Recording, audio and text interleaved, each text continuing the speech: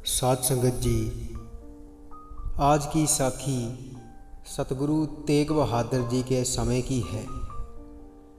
जब सतगुरु की मुलाकात एक जादूगरनी से हुई और जादूगरनी ने सतगुरु को नुकसान पहुंचाने की कोशिश की, तो क्या हुआ था, आइए बड़े ही प्रेम और प्यार के साथ आज का ये प्रसंग श्रवण करते हैं। साध संगत जी, सतगुरु तेग बहादुर जी भाई मियाँ को आशीर्वाद देने के बाद कुरुक्षेत्र आदि स्थानों से होते हुए मानकपुर पहुँचे। वहाँ पर वैष्णो माता का एक भक्त, एक साधु रहता था और उसका नाम मलूक चंद था।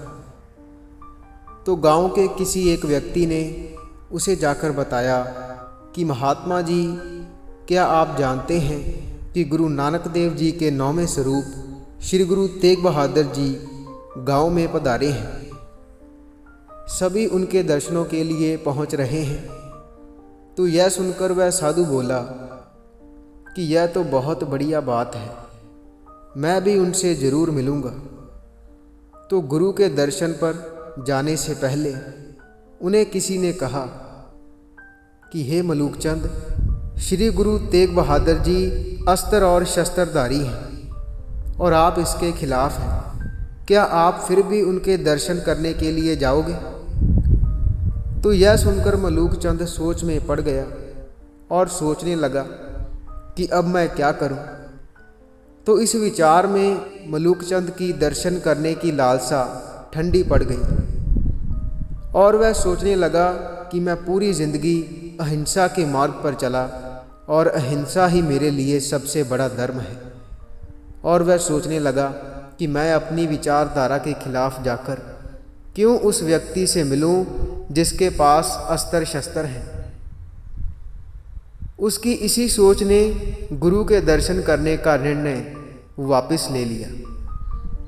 वह साधु हर रोज़ पूजा पाठ करता था, तो उसने अगली सुबह भी हर रोज़ की तरह थाली सजाई।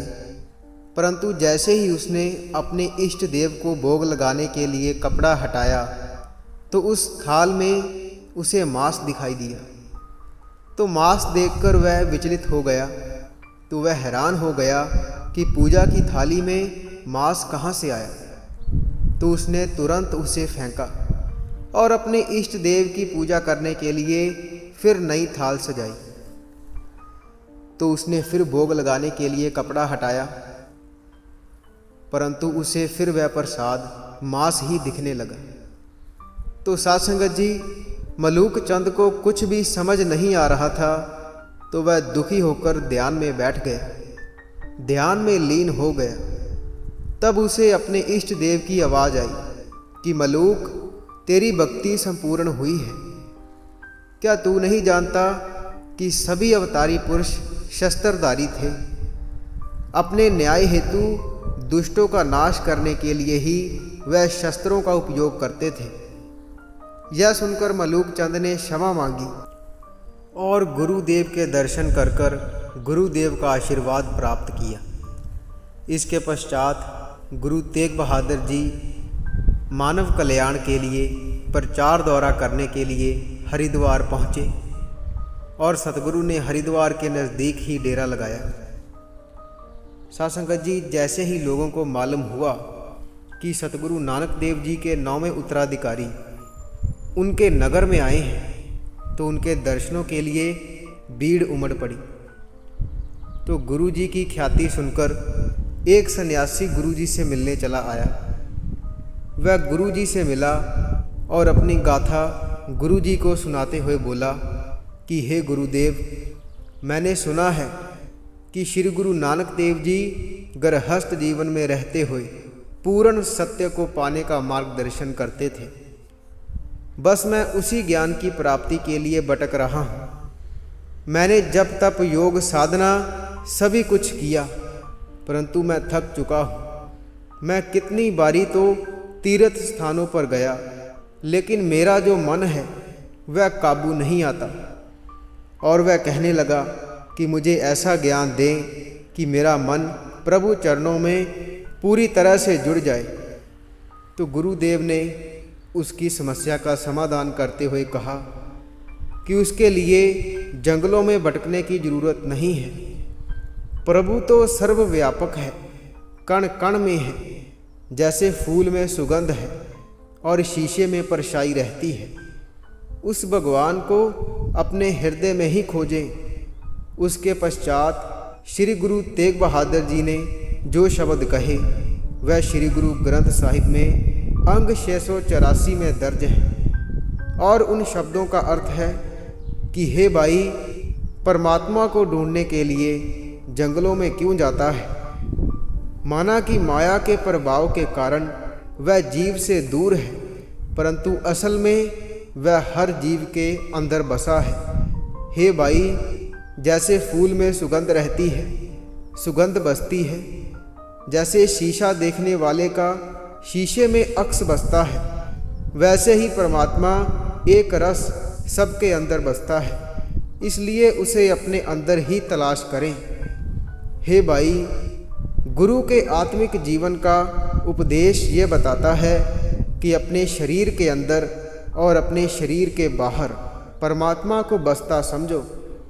हे दास नानक, अपना आत्मिक जीवन परखे बिना मन पर पड़ा हुआ भटकन का जाल दो नहीं हो सकता और तब तक परमात्मा की सूझ नहीं आ सकती, यानी कि प्राप्ति नहीं हो सकती। इसके पश्चात श्री गुरु तेग बहादुर जी से राजा राम सिंह जी ने असंख्य राजा चक्रवर्त सिंह को ख़त्म करने के लिए अपने साथ चलने का आग्रह किया। जैसे कि आप जानते हैं कि सतगुरु नानक देव जी ने असंख्य यात्रा की थी और वहाँ पर जादूगरनी नूर शाह का तिलस्म तोड़कर उसको अपनी दूसरी महिला सिख बनाया था।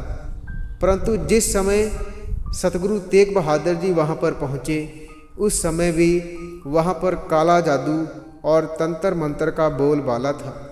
सबसे पहले गुरु तेग बहादुर जी ने असंख्य सिख संगत जो गुरु नानक देव जी के समय बनी थी, उन्हें वह स्थान दिखाया जहाँ पर श्री गुरु नानक देव जी विराजे थे। तो साध संगत जी, जब राजा चक्रवर्त को पता चला कि सतगुरु नानक देव जी के 9वें उत्तराधिकारी राजा राम सिंह जी के साथ आए हैं, तो उन्होंने एक सिद्ध पुरुष का मुकाबला तंत्र मंत्र से करने के लिए एक जादूगरनी को भेजा। तो जादूगरनी ने अपनी शक्ति से एक बहुत बड़ी शिला को मजाइल की तरह सतगुरु तेग बहादुर जी के ऊपर फेंका, परंतु वह शिला गुरु साहिब का कुछ नहीं कर पाई।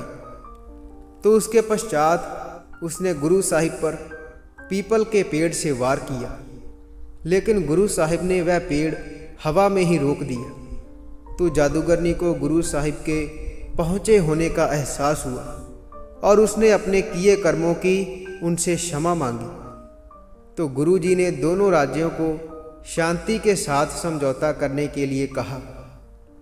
साध संगत जी, जिस स्थान की यह घटना है वहाँ पर आज गुरुद्वारा श्री गुरु तेग बहादुर साहिब है और ये स्थान दुबरी में है। जिस स्थान पर श्री गुरु नानक देव जी बैठे थे उसे थड़ा साहिब कहते हैं। वह पत्थर की शिला जो जादूगरनी ने फेंकी थी वह आज भी वहाँ दसी हुई है।